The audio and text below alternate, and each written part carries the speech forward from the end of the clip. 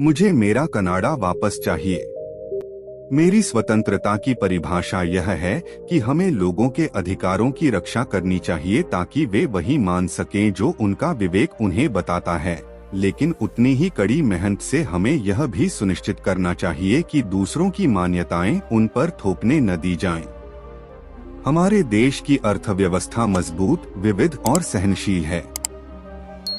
इसलिए मुझे लगता है कि दुनिया में क्या हो रहा है, इसकी थोड़ी और जागरूकता होना वही है जो कई कनाडाई अमेरिकियों से उम्मीद करते हैं। मेरे पिता के इस देश के लिए मूल्यों और दृष्टिकोण ने निश्चित रूप से मेरे सारे मूल्य और आदर्श निर्धारित किए हैं।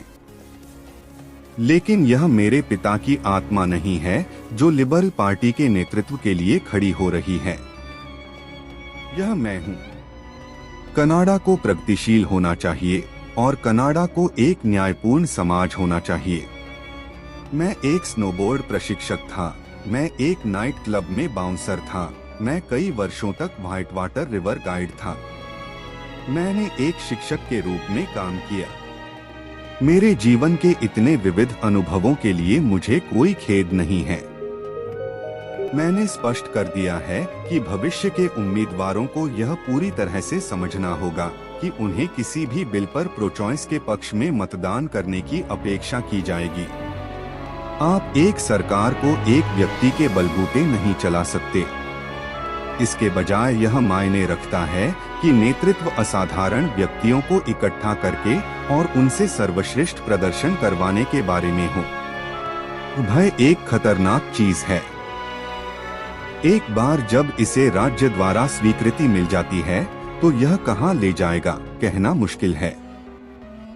अपने साथी नागरिकों पर संदेह करने से उनकी स्वतंत्रता को प्रतिबंधित करने की ओर कदम बढ़ाना हमेशा एक छोटा रास्ता होता है।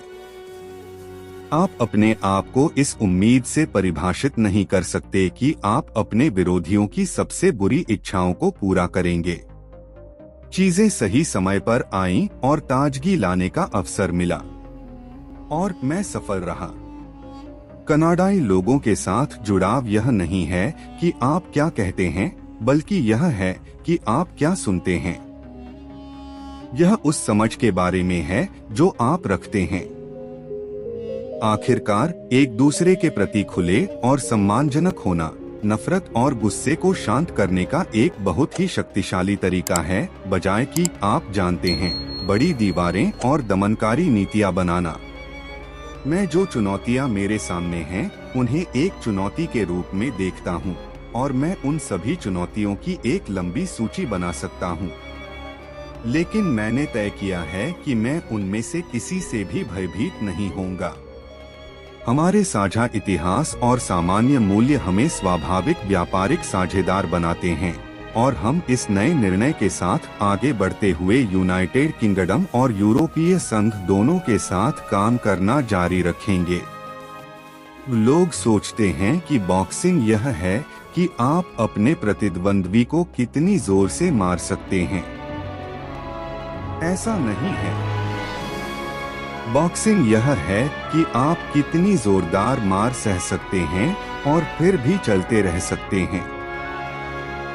कई देश बम गिराने में बहुत अच्छे हैं, लेकिन कुछ अन्य चीजें हैं जो कनाडा वास्तव में अन्य देशों से बेहतर करता है।